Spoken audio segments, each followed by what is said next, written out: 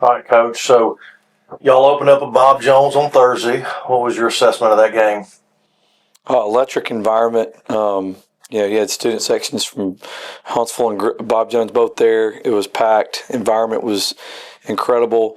We had 9 players dressed out for the first time in a varsity basketball game, and they didn't play like it. I thought we played fearless and played with great effort and toughness. Built a big lead, and Bob Jones made a run at us like we thought they would. Nobody panicked. Played, even kill basketball and just kind of methodically won the game and stretched it out by 9. And so very pleased with our first game on the road in a hostile environment.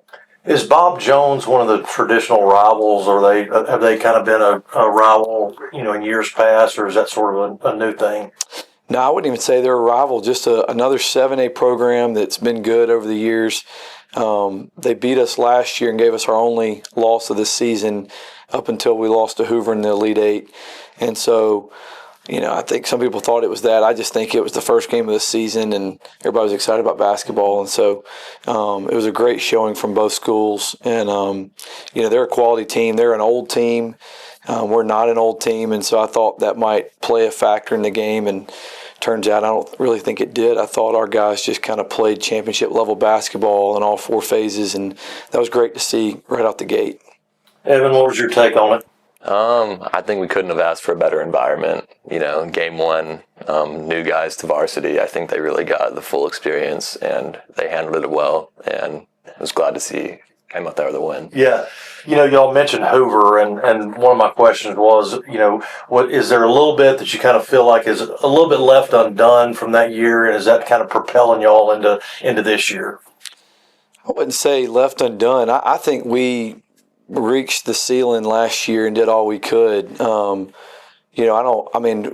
game was really close and we could have won, but you look back and you're like, hey, I got a lot of respect for the team that beat us. And, Dwayne Brown is he's getting minutes at Tennessee. Salim London is playing a lot at UAB. They had 3 other guys that were good, and they won 3 straight state championships. And those 2 guys combined for like 70 points in the All-Star game the weekend after. Yeah. So, you just kind of have to tip your hat sometimes. And I think both things can be true at the same time.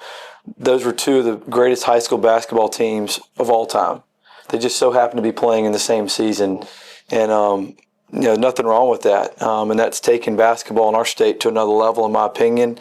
So to answer your question, I don't think it's left undone. I think this is a new team for us. And we have, similar goals, but we want to be who we are. And there's certain things that won't change from year to year, but each team is going to be a little different because the players and faces can be a little different. And so if we had a shot to play them again this year in the Elite Eight, we would gladly take that. But I got a lot of respect for Hoover. Yeah, absolutely. Scotty's a friend of mine. Yeah. Obviously. Jasper guy. Great judge. Sipsy guy. There we go, yeah, Sipsy. Yeah. A suburb of Jasper. That's right. Evan, what was it like competing in that environment, going up against the Dwayne Browns and the Salim Londons of the world? What was that like? It was unreal, but it's an experience that I'll always remember. But I think I was, fearless, and that's what we talk about as a program here. So going into that game, just go out there and play, and learned a lot from it. Yeah. What's your mentality going into this year? Because, y'all lost a lot of players from last year, and now you're kind of the guy to step up. So what's your mentality going into this season? I'd honestly say be the best teammate I can be. I'm not worried about my skill or ability on the court. That'll all take care of itself. But being a teammate, lifting up my guys and being the best team this team can be, because our ceiling is so high. Do you really get the sense that you're needing to step up into a leadership role this year? Yes, especially, after we played in the summer. I think the significance of it is really necessary, and I feel that it's most important of me to step up into that. Yeah, absolutely. Now, you had mentioned in an interview, I think it was a preseason interview, that you feel like your team's greatest competition is the man in the mirror. Mm-hmm. And tell me a little bit more about what you mean by that. That's just kind of a foundational philosophy since we got here 8 years ago or 8 seasons ago, is that we would always focus on ourselves primarily. And when it comes to an opponent, we want to know the opponent and their tendencies, but it's not all about them, and it's not about one game being more important than the other, or one team, you put more emphasis on one team more than the other. It's just kind of, that's how you improve as the year goes along, and at the end of the day, it's about how you play. And so, we just want to control what we can at the highest level, and we feel like that's our effort, and energy, and how hard we compete when things aren't going well, and how are we on the bench when, during the game and in practice, and how hard do we work? And then, just lastly, when you do all those things, the ultimate goal, in my opinion, is to be fearless. And it is a Bucky McMillan thing, but it's just so true in life. And the greatest coaches in any sport, their teams have been that. You look at Nick Saban's teams at Alabama, you look at Kirby Smart's teams at Georgia. Like, I'm just thinking of these teams that are really good in other sports, like, they're fearless. And they all have a process-oriented mindset, and that's kind of the first step is, the man in the mirror. Mm-hmm. I know that you've really bought into what Coach Schweers has been teaching you and all that. So from your standpoint, are you thinking that way? Are you thinking critically about your game and the ways that you need to improve and just things that you can do, not only in the off season, but during the season, to take your game to another level? Yeah, I think that's a focal point for me, especially, I want to get better and I hold myself to a standard, but that also comes from this program, and these coaches really help us and they give us ways on how to get better. Yeah. I don't want to be at a place that'll tell me how good I am. I want to know how to get better. Yeah. And I think that's most important, and Coach Schweers is, he gets on to me, but I wouldn't trade it for anything because it helps me get better, and it's perfect. What are some things that you've been working on specifically? Are you working on some post moves? Are you working on your step-out game? Tell us a little bit about how you're improving as a player. So there's been a lot of talk about what I'm going to play in college, and Coach Schweers kind of brought me down, and he was like, you're in high school right now, and I think that he was right. It's what matters most. So for this team, my role is the 5. So been working on being physical, post moves down low, and what my team needs to win. Yeah. So what does practice look like for y'all? Y'all both can do this, and I'll start with you, Evan. But take us through a Huntsville high practice. What's that like? Is it high energy? Is it just getting after it all the time? Yeah, it's tons of energy. It's awesome. The group of guys, it's awesome. Just all the talking and everything. But even if the days we aren't feeling as energetic, Coach Schweers will never hesitate to let us know and get us going. So every day we're energetic and active. So you better bring it when you step For sure. the floor, right? I mean, there's no lollygagging around. So how did you develop your practice philosophy? I want to talk about practice philosophy, and then I want to talk about offense philosophy. So I know you're going to get after people on defense, but let's talk about practice philosophy, how you develop that, what that looks like, and then your offense philosophy about how to attack defenses. Well, this as much as anybody. Every coach steals, in their early years of coaching. They're attracted to something, and then they try and take different philosophies or different things or plays or habits or whatever it is, and they try and formulate their own deal. When I got into coaching, my dad is one of the most organized coaches I've ever been around in terms of his practice plans were immaculate. I mean, he would spend hours a day on getting the practice plan just right with all this information, and, he believed in going long and being very tedious in terms of teaching, which made it difficult at times in practice because there's a lot of teaching. He was such a teacher. And so I've taken some of that organization. We try to be very efficient, very organized. And then my time with Bucky McMillan, just, the competitive things and the breakdown drills that we do and the high energy and the physicality things that we do all kind of derive from that.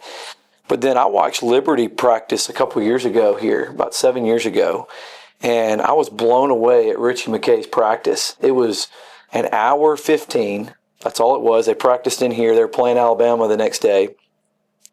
But there was not a break in the action. And they went from one thing to the next. There was hardly any water breaks. I remember they threw in bottles of water for 30 seconds in between something. That was it.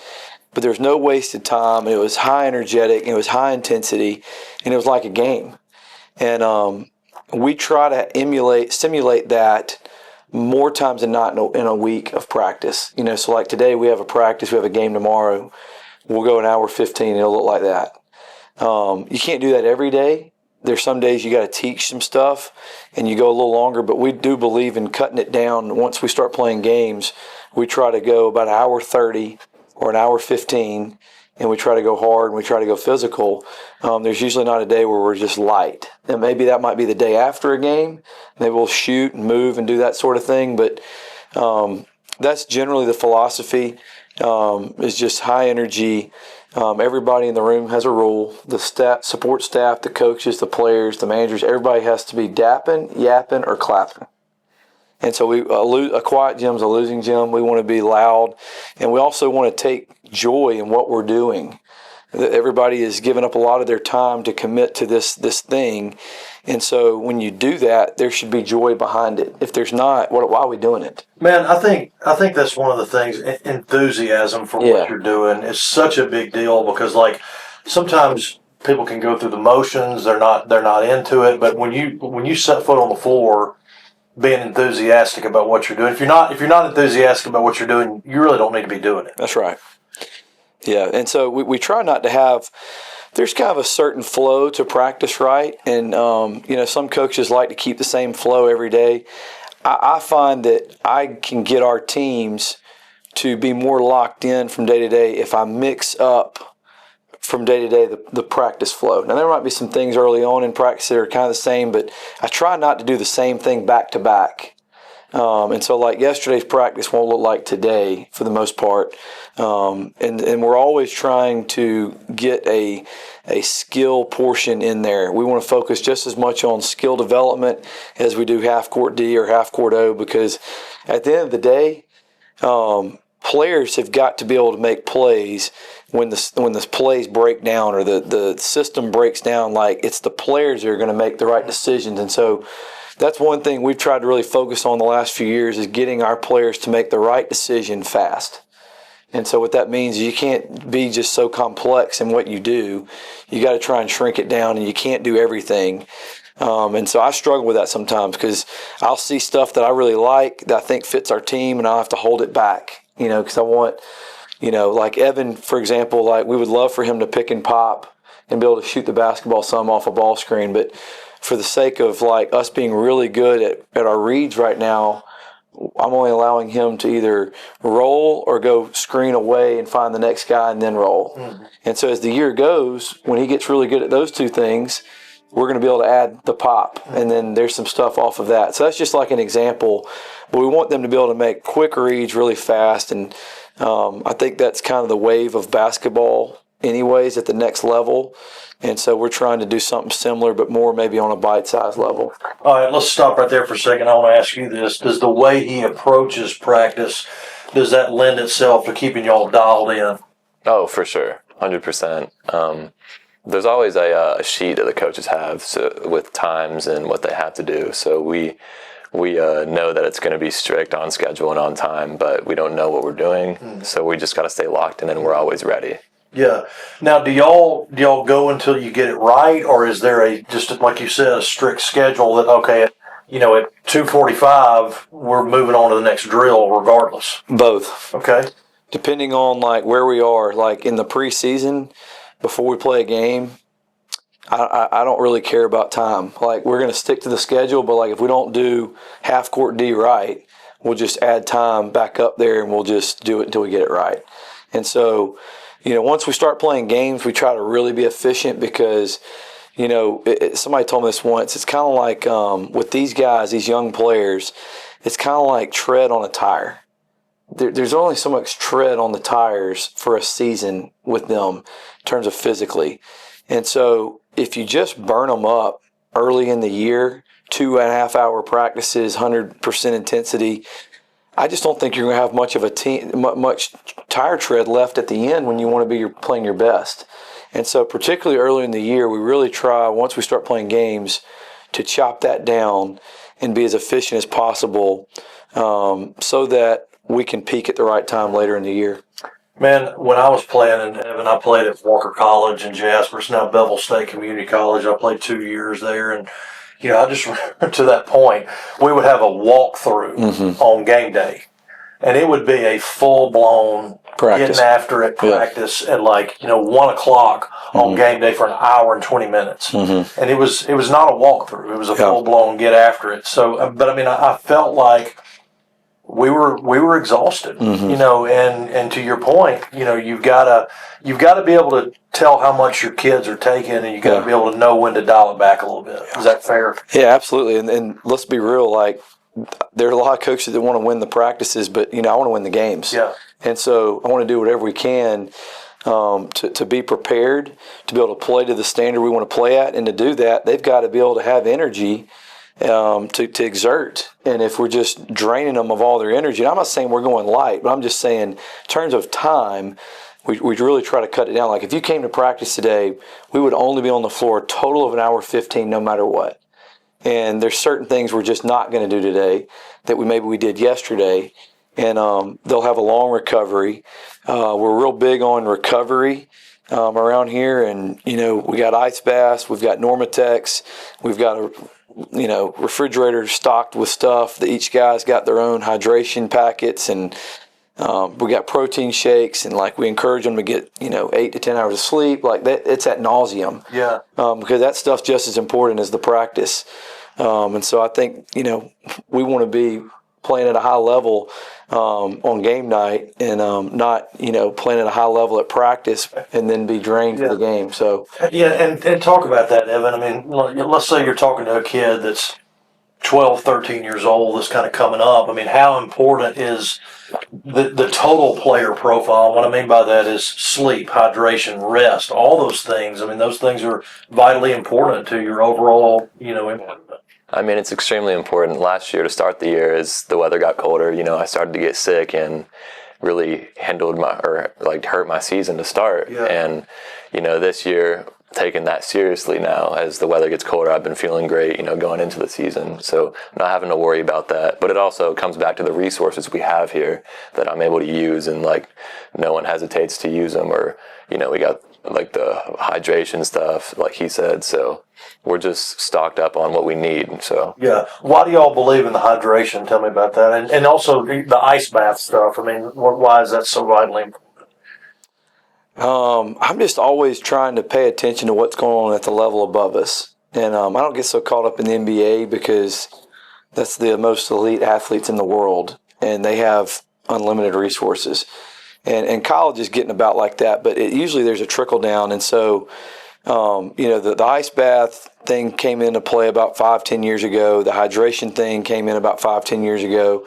And so I find that we can push them really hard in our training, and then you give them all the supplements, and you give them the hydration, and you try and influence them to rest.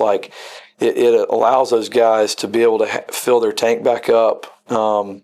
And I just think that's a big deal, particularly. So we have a young team. We don't have an old team. We have young bodies, not old bodies like last year. And so we've decided that our practices may be a little less physical day or two before a game. Whereas last year we didn't really care. We had 18, 19-year-old guys on our team, and we just knew that they would be fine.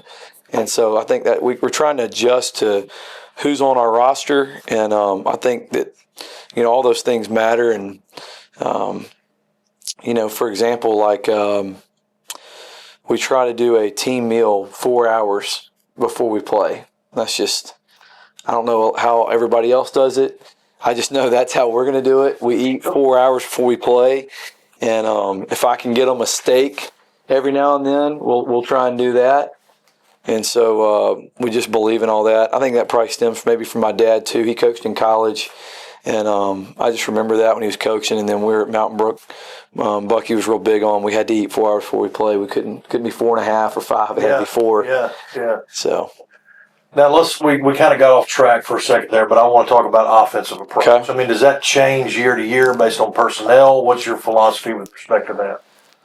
Yeah, I mean, I know how I want to play every year, and that doesn't change. How we have to go about some things may change, but the overall picture should look offensively like we're going to play really fast. And what that means is we're pushing on makes and misses. We're running our lanes hard. We want our 5 sprinting rim, looking for the ball. Our point guards have got to be the ones that start all that. But also playing fast doesn't just mean how hard we run. It also means how fast can we make a decision with defense out there.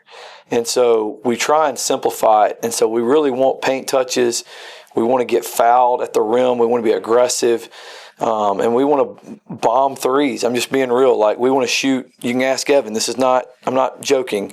We have it on our sheet. Like, we want to shoot 25 threes a game or more.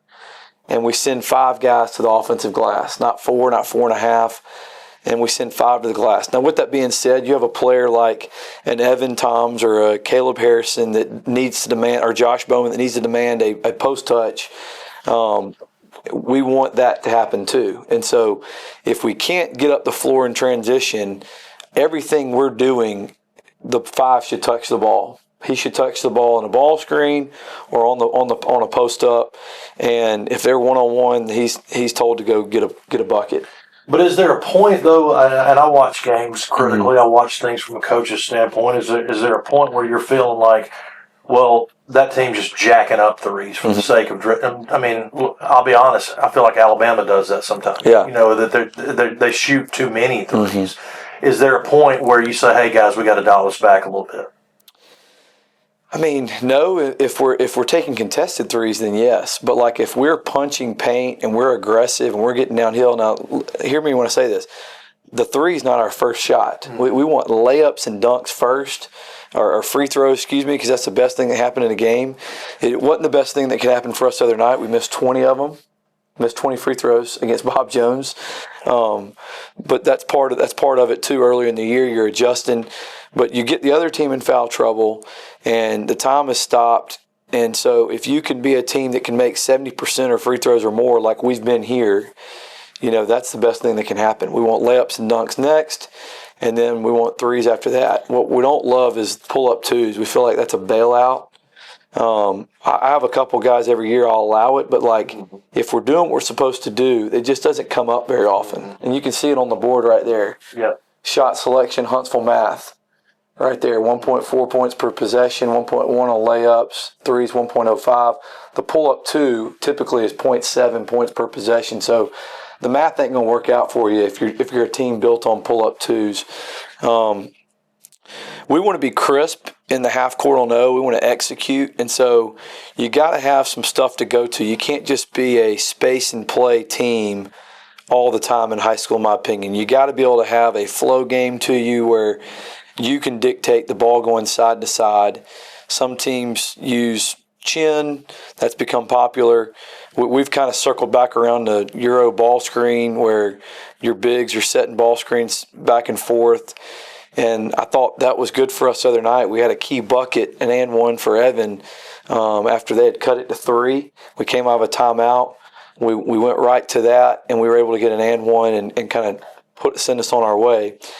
I don't want to be a coach that's constantly calling plays out, and our team is constantly looking over at us, waiting for the next thing. I want us to be able to react to what's happening in the game. And so we try to practice that way. We have some stuff in that we can call, but you know, I want them to be able to make those decisions. It was so easy to coach our team the last 2 years, how old they were. Offensively, they had a feel for what we were trying to do. This team knows what we're trying to do and has a great feel for that as well. And if you watch us play the other night, like, we didn't shoot 25 threes. We actually went 9 of 19 from 3, which is a high percentage. We shot 38 free throws. I would have liked to have seen us offensive rebound a little better than we did for taking that many, but that's the approach offensively is we're going to try and be 4 out, 1 in. If it's a walk-up scenario, like, our 5 is going to touch the ball. So y'all pretty much, whether it's a secondary break or a walk-up scenario, y'all are going to get into a 4 out, 1 in, and then you're going to give the players the freedom to kind of play within that framework. That's right. And we've got, you know, actions built in there. We've got reads built in there. But that's the deal. Like, if this happens, then this happens. Okay. And so we practice that a lot. And, you know, we obviously got to have some stuff some set plays. We got some off-ball screening action. And then you've got zone stuff. And I've tried to stay as close to our man principles attacking zone because that's what we do all the time. I had a coach tell me a couple years ago, like, because our zone approach was not the same. It was more traditional high post, short corner. He's like, what shots are you shooting? I was like, well, in zone, we're end up shooting those shots. He's like, do you practice? I was like, not really. I was like, so we've tried to stay as close to our man principles versus zone as we can. So that's just what we want to play fast. Don't really want to slow it up too much. We want the tempo to really wear down the other team. And us be able to kind of feast on that later in the game. Evan, I want to talk for a minute about noise and distractions because, you're having to deal with stuff that I didn't have to deal with. back when I was playing, there wasn't even internet. There was newspaper and that was it. But how do you eliminate the noise or mitigate the noise and distractions so you can focus on what you got to do? Honestly, I just take it as a compliment, but like you said, a lot of it is noise. Yeah. So just tunnel vision on what the goal is and what I want my future to be is important to me. So it's a lot of noise, but just take it as a compliment. Well, and accolades and awards and things like that, and social media. Going back to what Coach Saban said. It can be rat poison. Some of the stuff, it doesn't have to be negative. It can be positive. And so being able to kind of drown some of that stuff out to focus on what you got to do. Right. I'd be lying if I told you that I don't enjoy it. At the end of the day, it is nice to see your work being rewarded, but it gets to a point to where you got to be like, all right, well, does it really matter? Yeah. And what does matter to you? I'm always interested in how social media affects an athlete. Again, going back to what I was saying earlier, we didn't have to deal with that. That's a reality now. Have you ever had anything negative that you've had to deal with on social media, and how does that affect you? Or any athlete for that matter? I would say it doesn't affect me. I think any talk about me doesn't matter because I know what's true and what's not. But on the side of social media, you see a lot of things that like I play with a lot of high level players in AAU and through all that stuff, and you see stuff on social media that I know isn't true, but you see all these comments and it's just interesting, and I think it's kind of funny, how people are deluded by social media. So yeah. So tell me about the AAU circuit. I want to know a little bit more about that because obviously that's different than playing public school ball. So how do you kind of navigate those challenges as well? I'd say AAU is super strenuous, especially nowadays. It's tons of games, not a lot of practice, and I stepped out of my comfort zone and I play in Atlanta with a team out of Atlanta. So I drive down there, practice Saturday, Sunday, and then fly out of Huntsville for our tournaments. So it's a lot, but the opportunity was too good to pass up, and I love those guys. Is this during the season, or during is it? Yeah, are you doing AAU during basketball season with coach, or is this summer ball? No, it doesn't overlap. This is summer ball. Okay, gotcha. Spring, summer, yeah. I wanted to know more about some of those guys from last year because you had so many great players from last year's team, and so how did some of those guys influence your game? How did they help you get to the next level? I think the mental side of things, I was on the same team as them. We saw how they played, but the mental part of it, in the locker room, talking to those guys, bus rides everywhere, the way they go about preparing for games, preparing for everything they do. So it allowed me to just take that in and use it, and it's been awesome. Who are some other guys that you kind of look at, whether it be Cooper Flagg or whoever, guys that are maybe going on to the next level that you like to kind of emulate? It's a good one. I'm a UCLA fan, so I saw that actually on your social media page. Yeah, so we have a player, Tyler Bilodeau, and he's about 6'9", but he plays basically a 5 do-it-all man for the team, and I see a lot of him in me, and the way he's able, because he's not a freak athlete, he's just sound at the game and knows how to play, and he plays at a very high level, so I like to watch him a lot. Yeah. Coach, we've talked a lot about Bucky, and I know he's been a big influence, but who are some other guys that you look at, maybe like a Lenny Acuff or somebody that you look to and learn from, and who's somebody that you may call if you've got a question about something? Well, the guy that comes off the top of my head is Tyler Davis at Mountain Brook. Yeah. He and I worked together for several years. He was the JV coach. I was a varsity assistant. Then I was a freshman coach. He was a JV coach. And we spent a lot of time together. And he just is somebody that's very grounded. And, he's the guy that took over for Bucky. You don't follow the man. You follow the man that follows the man. And that person normally doesn't succeed, and Tyler has succeeded in great ways and kept the program not just afloat, but I don't even want to say maintained, just kind of recreated it off of the same principles, doing it his way. And they've, played in 3 state championships and won one of them. So I hit him up a good bit. There's certain people I like watching offensively. I mean, like you mentioned Coach Acuff, I think he does a great job. I think Alabama, I like watching them play. There's a lot of things they do that I really like. I think they're cutting edge. There's a lot of really good basketball in the mid-major game. And, obviously Texas A&M, very close to that staff, and not just Coach McMillan, but Mitch Cole as well, who's a kind of offensive guru at that level. But I'll watch European stuff. I think that some of the best offensive concepts kind of originate there and then come here. And, I talked to Ronnie Stapler last week. He's actually coming today to practice. He comes about once a week.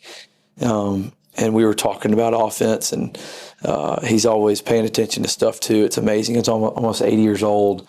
And he's like, did you see this? And I'm like, no, I didn't see that. And he's like, you need to watch this. And, every now and then he'll tell me to go watch something. And so it's just kind of funny. Those are the guys. My dad had a philosophy that was very sound, and I think that still rings true today, regardless of the race and space game we're in and tempo and bombing threes. He was real big on, getting the ball to your best player, and he's real big on inside out. That, it's hard to go outside in.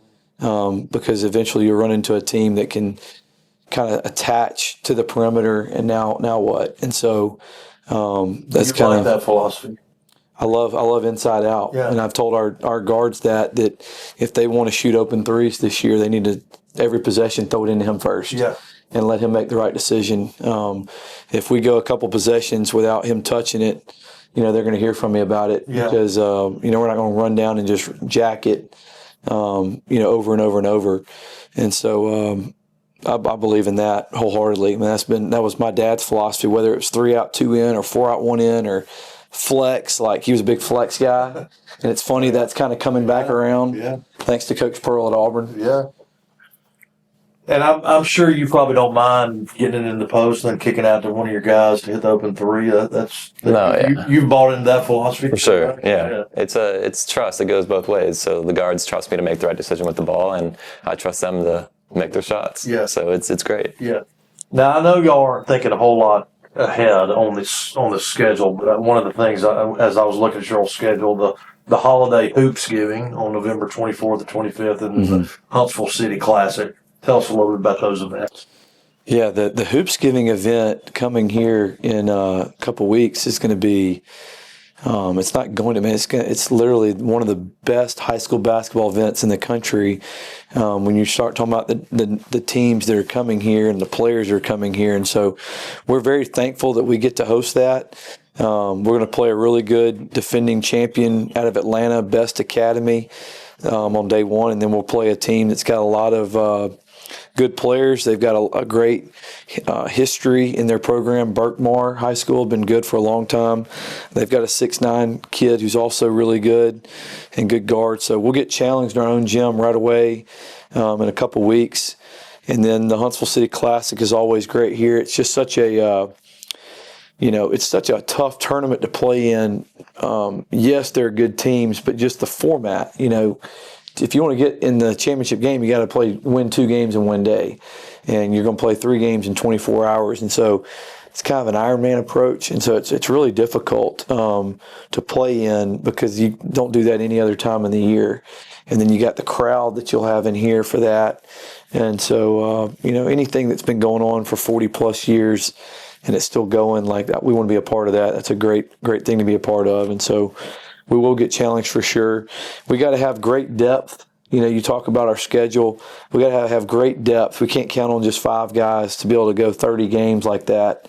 And so these are all great opportunities for all of our players to step up and contribute, so we can be fresh at the end of the year against the teams we got to beat. Mm-hmm. Now I want to give you an opportunity to give Evan a little praise. What's been the thing that's impressed you the most about his development? Well, he's got a tough deal in that he gets told how good he is in a lot of areas. And, most people don't know this, but Evan just turned 16. He's a very young junior. His shoe size is still bigger than his age. 17 shoe, 16 years old. So this is a kid who's had a lot come at him in a 12-month span, and I personally think he's handled it very well. I like to see that he is more hungry now than he was a year ago to get better. There's a lot of kids that, they get a taste of that sugar and they kind of lose their edge, and he hasn't done that. He's trying to get hungrier as we go. I really like how he's improved his body. I told somebody that yesterday. We were talking about him, and he's lost probably 10 pounds of body fat in the past year. And it's allowed him to become more mobile and agile and a little more explosive. And I've also enjoyed watching him transition, because what his AAU team needs of him is totally different from his high school team. And I've seen his attitude shift to how can he be a better teammate. The things he talked about, I've seen that happen in practice. But then the last thing I love about Evan, and just like all of our really good players we've had here, I hold them accountable just like everybody else. And he doesn't get a free pass just because he's the best player. He's handled that coaching very well. And he's always been yes, sir, and he's always bounced right back when he's been held accountable. And it's gotten to a point now where he recognizes the things that we are emphasizing. And it usually doesn't have to do with, scoring the basket. Right? It's usually got to do with our effort, our energy, our toughness. Are we communicating? Do we do all the little things right all the time? Is he blocking out at 6'9", or is he just expecting to be big and go get a rebound? Well, he knows he's better block out and make it a habit, because at some point in time we may run into Jackson Sheffield at Hoover. And if he doesn't box him out in the Elite Eight, we may not win the game. And so there's all these things that you got to do right all the time. And I see that he recognizes those things now. Whereas last year, he's drinking out of a fire hose. He's just trying to get in whatever he can. And so he's really matured as a player a lot in the last year. And to be such a young guy, there's a lot to be said for that. Now I'm going to give you an opportunity, Evan. What do you like most about the way Coach approaches his program? Well, the past few months I've got more experience with colleges and watching how they practice and how they play, and just every time I'd watch, it made me realize wow, Huntsville is doing it right. It's a very college oriented program we have here, and I truly feel it's what is preparing me for the next level. But that just speaks to Coach Schweers and what he brought over to Huntsville and what he implied. And we have a lot of coaching staff that each have a job that they do really well, and everything just feels so professional, and it's such a great environment. And that's all credit to him and what he's built here. Yeah. I want to know more about your journey. I mean, you're a Texas guy. You're a Texas native. Killeen, Texas, is that right? Killeen. Okay. Yeah. Sorry, that was a Walker County Yeah. Pronunciation that I had there. Killeen, Texas. Okay, tell me about how you get from Killeen, Texas to Huntsville. Well, I wish it was that simple. My dad was in the military, so I've moved about 8 or 9 times in my life. So from overseas, my sister was born in Germany, I lived in South Korea a little bit, Washington, D.C., all around, California a little bit. That's how I took a liking to UCLA. But came here in about 6th grade, and ever since, this has just been home, and I've loved it. Well, tell me about your journey. I want to know more about the different places. I mean, did you live in L.A.? Is that okay. Yeah. So what part of L.A. did you live in? Orange County. Okay. Yeah. It was. I loved it. My dad worked at on campus at UCLA for the ROTC program, so got a lot of experience there. Being on the sidelines for football games was really awesome. So, what was your favorite thing to do in L.A.? Say basketball. We my team practiced once a week outdoors. The mountains. It was really nice. So I enjoyed that a lot. Yeah.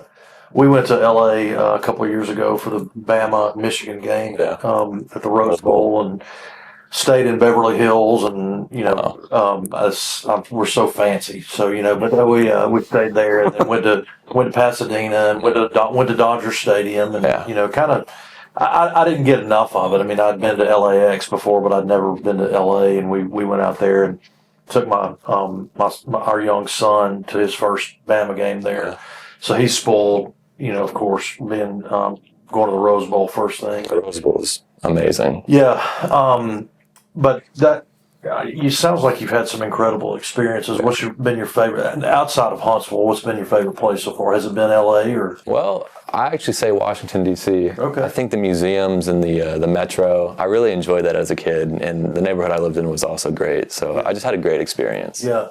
What's different about Huntsville? What do you like about it here?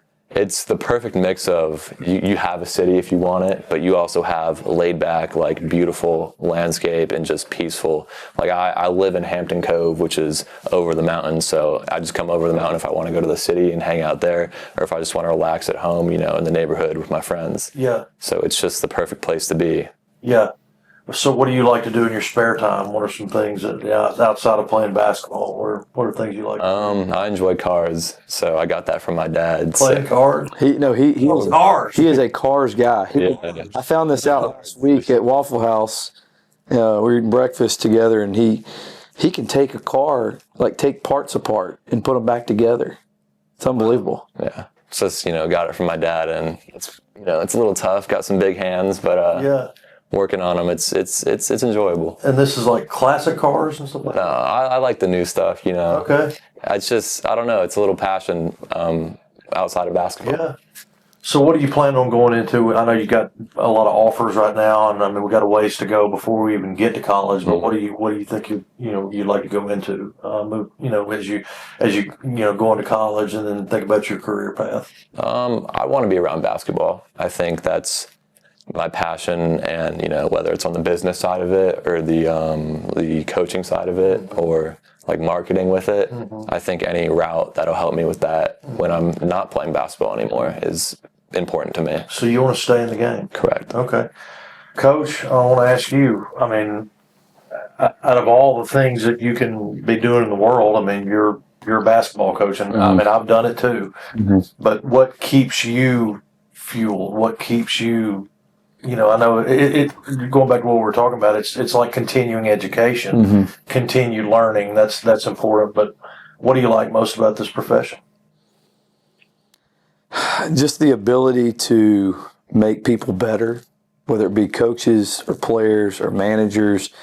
We try and have as many opportunities for people to be involved in our program. If you watch us during a game, we got like 30 people on the sideline between everybody. And so just trying to make people better. There are times I've told my wife this, and I believe this, like I'm 41, so I'm kind of past the point of like changing careers. And there are times where hey, I wish I was a lawyer. I wish that, because I think if I think I would have enjoyed that if I didn't have the upbringing I had being around basketball. Like I think I would have enjoyed law. I think, but I don't have the ability to do that. I have the ability to coach and make people better.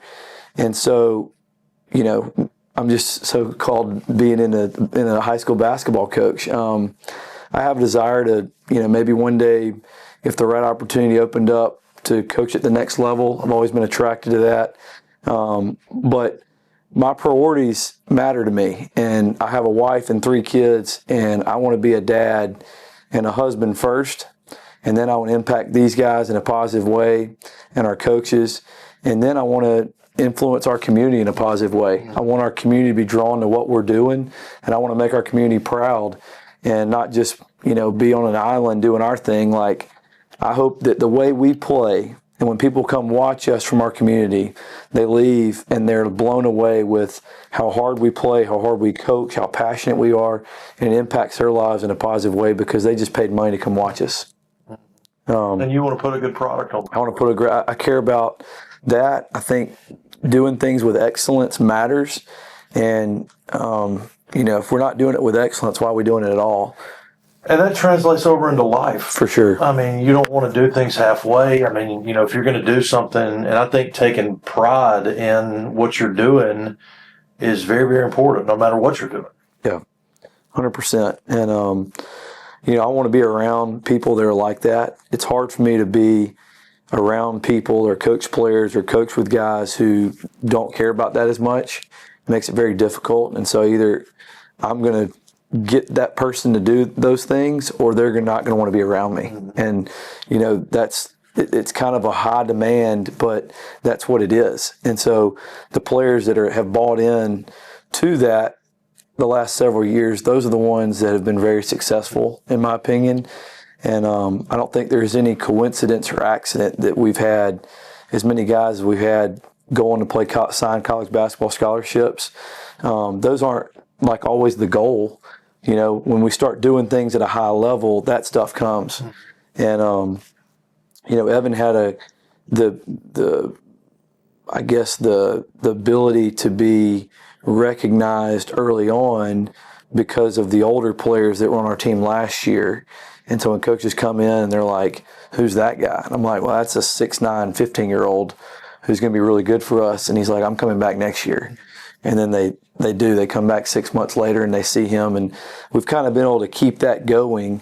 And so we feel like there's some younger players below Evan that will have a chance to play at the next level. But that's not the end-all goal for our program. If that's the end-all goal, then I've missed it. I want to give these guys the best high school experience they could ever have and impact them for the rest of their lives, with the way they approach things and the way they do things. And they're going to never forget, the 6:30 a.m. run-ins on Wednesday mornings in the preseason. They won't forget throwing up and then having to get back to the line, and just the confidence that gives them once we get to the season. And so that's why I do what I do. I feel like it's a calling. I'd love to say that something else would make me come alive, but it's like a light bulb comes on when we get into these deals, and not necessarily even games, but practices. And there's a lot of other stuff you got to deal with that not a lot of people know about.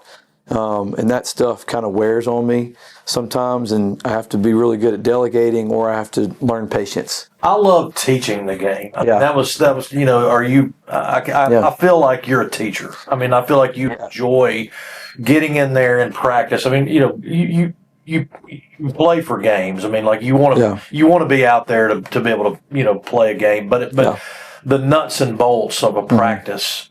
From a teaching standpoint, I think that's something that I really miss. Yeah, for sure. I love coaching players who love playing basketball. I don't love being around guys who are, this is just kind of like a hobby. I'm kind of beyond that in terms of where I am in my career. And so the guys that are on our team are the ones that want to be here and they know what the work is. And so when you're in practice and your team is locked in and they enjoy what they're doing, you can really teach a great group. There's no distractions there. And, I would say that I enjoy, on the offensive side, I enjoy decision making. I enjoy us having skilled players at all 5 spots, be able to dribble, pass, and shoot no matter how big you are. I enjoy making our team the most physically fit and strong team we can be. And then defensively, I love the effort we have to compete with, and the toughness and the physicality. And that's a choice, you don't have to you're not born a great defender. You can be born with some gifts and abilities with hand-eye, but that's a choice. And so when you have a great defensive team, it's because they've chosen to do it right over and over and over and over every single day, and that becomes a habit, and that becomes who they are. And so that's the journey, in my opinion, in the season, is to get your team to be a lockdown defensive team throughout the year consistently. And so those are the things we're trying to teach, and I enjoy. I like going fast. I always have. I told this story the other day. I remember my dad's style of play, not so much. He liked to play fast, but I was like 20, and I had my first team and at Trinity Montgomery, and 7th grade middle school basketball, and we were pressing, and we were playing fast, and we were shooting threes, and we were doing what people didn't do in 2006. And I remember the athletic director came up to me and was like, God, I love watching your team play. I'd rather watch your team play than your dad's team sometimes. I said, easy. I was like, I've tried to get him to play a little faster. He's more deliberate, going to make you make a mistake. And I've just kind of always been attracted to that. So I enjoy it. That's why we do it. Yeah. Well, guys, this has been awesome. And I wish y'all the very best this year. And Evan, you did great, man. Thank you. Good job. And I hope to see y'all this year. Maybe I can get a press pass, hopefully. Absolutely. You know anybody that could get me one? I think we can hook you up. I told you you'd be an easy conversationalist. He's awesome, man. He's going to be on TV. He's cultured. Yeah. He's been in a lot of places, and he kind of has that coolness about him from California. I didn't even know he was born in Texas till we're doing the nameplates. Like sunshine on Remember the Titans a little bit. That's right. All right, man. Appreciate y'all. Thank y'all for coming. Yep. All right, man.